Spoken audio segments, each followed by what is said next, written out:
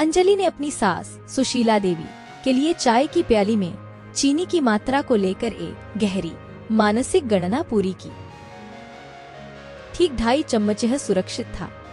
यह दिनचर्या उसकी शादी के पहले दिन से चली आ रही थी। 5 साल बाद भी यह एक सूक्ष्म युद्ध की तरह था, जहां चीनी, नमक, सब्जियों का तेल और टीवी रिमोट हथियार थे। वह चाय की ट्रे उठाकर लिविंग रूम में आई।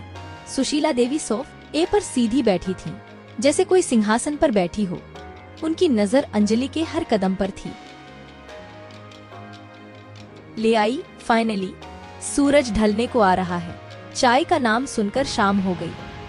सॉरी माँ, कुछ ऑफिस के मेल के कारण देर हो गई। ऑफिस खेलती रहती हो। हमारे जमाने में औरत घर संभालती थी, बच्चे पालती थी। अब तो लगता है लैपटॉप ही तुम्हारा सब कुछ है। अंजलि ने कोई जवाब नहीं दिया। जवाब देना तेल में पानी का काम करता था। उसने चाय की प्याली सुशीला के सामने रख दी। सुशीला ने एक घूंट लिया। उनके चेहरे पर कोई प्रतिक्रिया नहीं थी। यह अच्छा था। कोई प्रतिक्रिया नहीं, मतलब कोई आलोचना नहीं। अरुण कब आएगा? उसने कहा था आज थोड़ी देर हो जाएगी।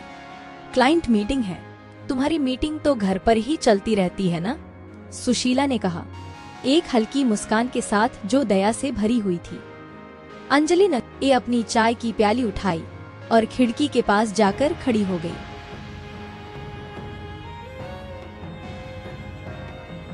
बाहर बारिश हो रही थी।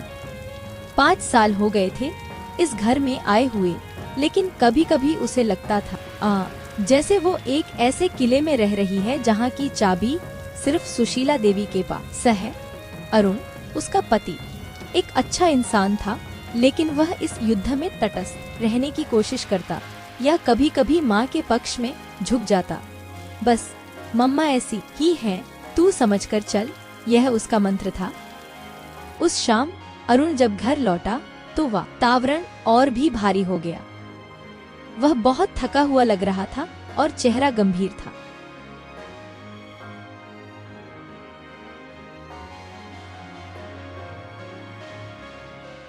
क्या हुआ बेटा, इतने उदास क्यों हो?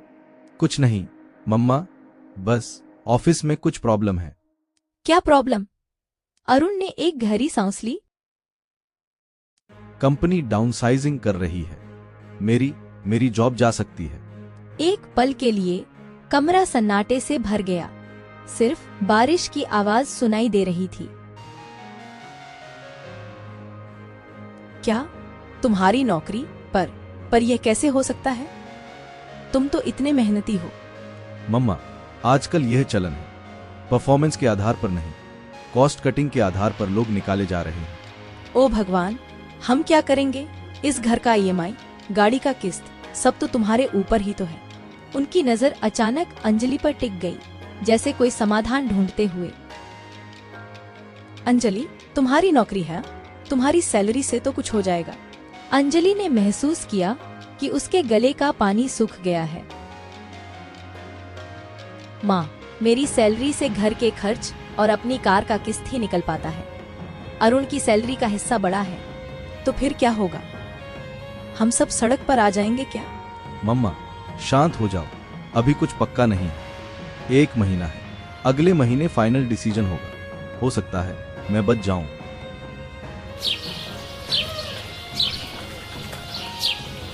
लेकिन उस रात के बाद घर की हवा बदल गई।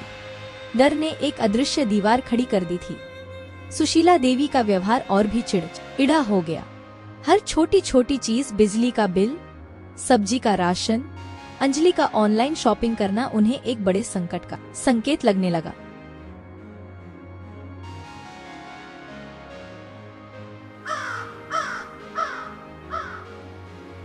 एक शाम अंजलि ने अपने ऑफिस से एक नया लैपटॉप होम डिलीवरी करवाया। उसका पुराना लैपटॉप खराब हो गया था और उसे वर्क फ्रॉम होम के लिए नए की सख्त जरूरत थी।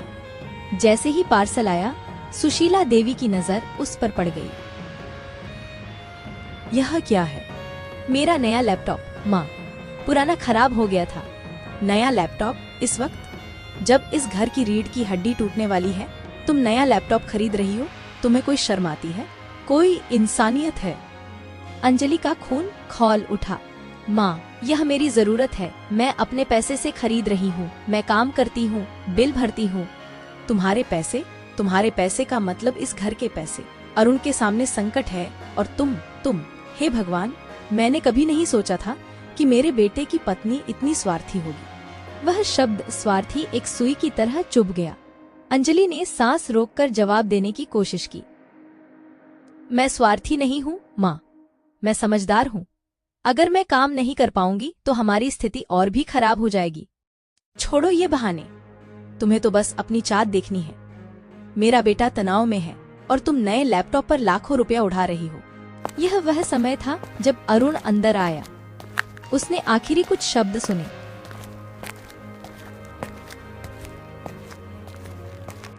क्या चल रहा है? अरे, तुम्हारी पत्नी, सुशीला ने शुरू किया, लेकिन अरुण ने उन्हें रोक दिया। बस मम्मा, बस। मैं हर दिन ऑफिस में इसी तनाव से जूझ कर आता हूँ। क्या मैं इस घर में भी थोड़ी शांति नहीं पा सकता? क्या तुम दोनों का यह झगड़ा कभी खत्म नहीं होगा? वह बिना कुछ कहे अपने कमरे में चला गया, दरवाजा बंद कर दिया। सुशीला और अंजलि एक दूसरे की ओर देखे बिना ही खड़ी रहीं। अरुण के गुस्से ने उन दोनों को झंझोड़ दिया था। उस रात अंजलि ने रसोई में खाना बनाया और सुशीला ने अपने कमरे में खाना खाया। घर एक कब्रिस्तान जैसा लग रहा था। अगले कुछ दिनों तक अरुण बहुत कम बोला। वह सुबह जल्दी निकल जाता और रात को देर से आता। सुशीला और अंजलि ने एक दूसरे से बात करना लगभग बंद कर दिया था। वे एक ही छत के नीचे अजनबियों की तरह रह रहे थे। फिर वह दिन आया। अरुण का फोन आया। वह आधिकारिक फोन कॉल थी। उसकी नौकरी चली गई थी। जब उसने ये खबर सुनाई तो सुशीला देवी का चेहरा सफेद पड़ गया।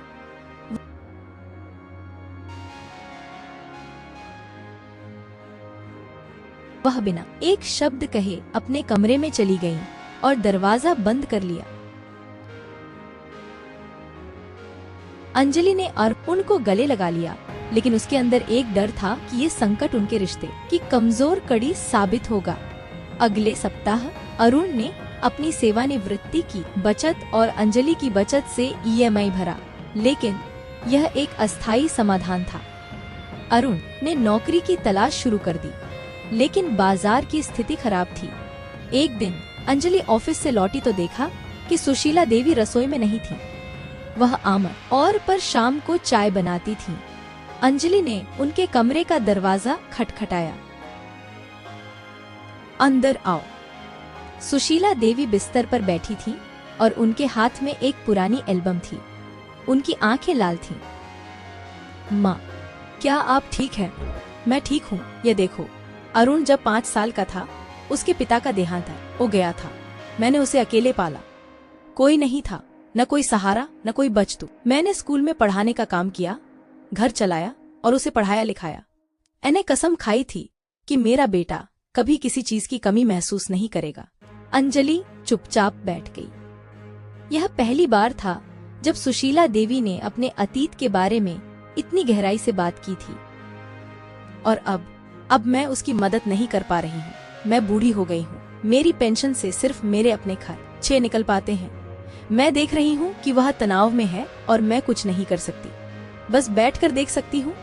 एक आंसू उनके गाल पर बह निकला। अंजलि ने महसूस किया कि उसकी अपनी आंखें नम हो रही हैं। उसने कभी इस कोण से नहीं सोचा था। सुशीला देवी का नियंत्रण करना और आलोचना करना शायद डर की वजह से था। अपने बेटे को खो देने का डर, बेबस होने का डर। माँ, आप अकेली नहीं हैं, मैं हूँ न। लेकिन मैंने तुम्हारे साथ अच्छा व्यवहार नहीं किया। हम दोनों ने ही एक दूसरे को समझने की कोशिश नहीं की, लेकिन अब हमारे पास मौका है। हम एक साथ इस संकट का सामना कर सकते हैं। उस रात अंजलि ने रसोई में खाना बनाया और सुशीला ने उसकी मदद की। यह पहली बार था कि वे एक साथ रसोई में काम कर रही थी। बातचीत साधारण थी। यह बर्तन दो, हल्दी कहाँ है, लेकिन एक नई शुरुआत थी। अगले दिन अंजलि ने एक योजना बनाई। उसने अरुण से कहा, सुनो, मेरी सैलरी से अगले 6 महीने का EMI निकल सकता है अगर हम अपने खर्चे कम कर लें। तुम तब तक नई नौकरी ढूंढ सकते हो। लेकिन तुम्हारी कार का किस्त? मैं कार बेच दूंगी, मैं मेट्रो से ऑफिस जाऊंगी, ये कोई बड़ी बात नहीं है। नहीं, अंजलि को ऑफिस जाने के लिए कार की जरूरत है, मैं अपना कमरा किराए पर दे दूंगी। अरुण और अंजलि दोनों हैरान रह गए।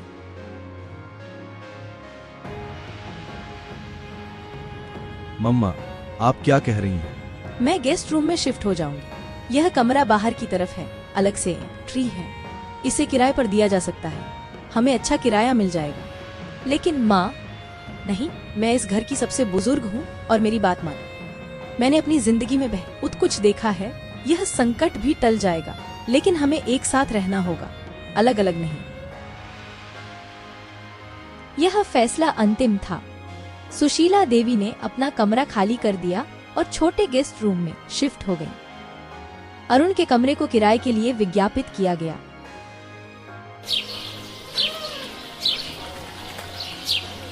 एक युवा कपल रिया और समीर किराए पर आए। उनका किराया महीने के ईएमआई में मदद करने लगा। लेकिन सबसे बड़ा बदलाव रिश्तों में आया। सुशीला देवी ने अब अंजलि पर हर छोटी बड़ी चीज का दबाव नहीं डाला।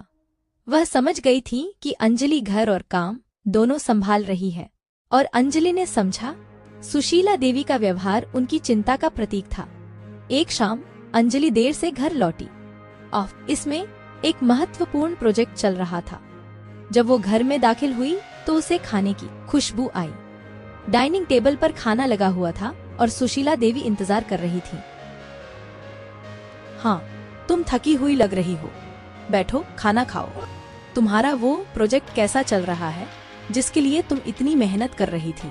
अंजलि को लगा जैसे कोई उसकी पीठ थपथपा रहा हो। सुशीला ने ध्यान दिया था। उन्होंने पूछा था, अच्छा चल रहा है माँ, अगर ये सफल रहा तो मुझे प्रमोशन मिल सकता है। अच्छा है, तुम मेहनती हो, मेरे बेटे से ज्यादा।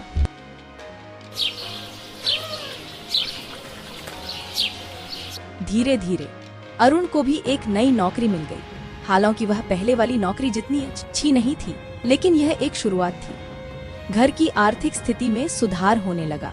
फिर वह दिन आया जब अंजलि का प्रोजेक्ट सफलतापूर्वक पूरा हुआ। उसे प्रमोशन मिला और एक अच्छी सैलरी इंक्रीमेंट। उसने सोचा कि इस उपलब्धि को कैसे मनाया जाए। उसने फैसला किया कि वह सुशीला देवी के लिए कुछ खास करेगी। सुशीला देवी को शास्त्रीय संगीत का शौक था और पंडित भीमसेन जोशी का एक कॉन्सर्ट शहर में हो रहा था। टिकट बहुत महंगे थे और सुशीला देवी ने कभी इतना खर्च करने की हिम्मत नहीं की थी। अंजलि ने 2 टिकट बुक कर लिए। जब उसने टिकट सुशीला देवी को दिखाए तो वह भावुक हो गई। ये तो बहुत महंगा है। आपके लिए कुछ भी महंगा नहीं है माँ। आपने इस घर को संकट के समय में संभाला। ये छोटी सी तोहफा है